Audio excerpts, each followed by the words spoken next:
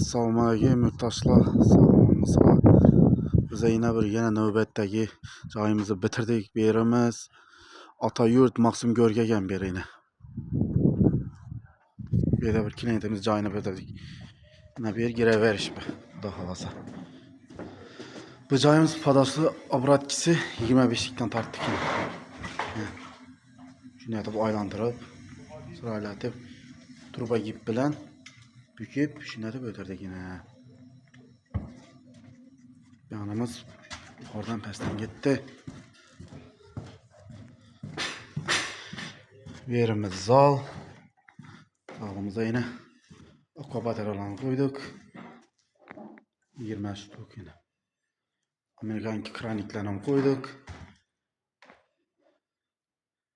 Rezo açıp yine şunu atıp kraniklerini katladık. Stik yok yine. Sırayla atıp götürdük.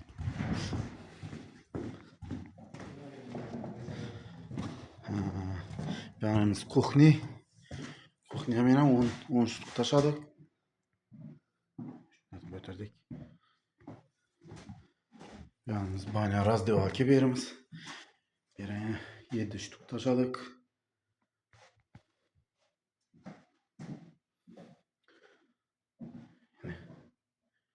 Şunu da götürdük. Birimiz bana iken bana kaşını götürdük yine 10 ştuk. Amerikanki kraniklerini koyduk yine bir yere 5 tane. Şunu da götürdük. Tak. Bu joyimiz yine Sadlikamız joyi bu. Sadlika. Selamünaleyküm.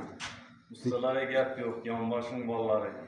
Ana Atayurt'a gelip işlep yurttular, zor gap yok. Neçik işlerimiz yaktı mı? Efekti de zor gap yok. Mamades. Rahmet akamaslayın. Bulardı yine. Sağ olun size. Ana telefon var esra şular bilen. Yanbaşın ustaları zor. Rahmet sağ olun. Şöyle işlep verdiler. Kime şimdi hizmetler gerek olsa bizlere haberlaşa veresizler. Sağ olun, selamat olun.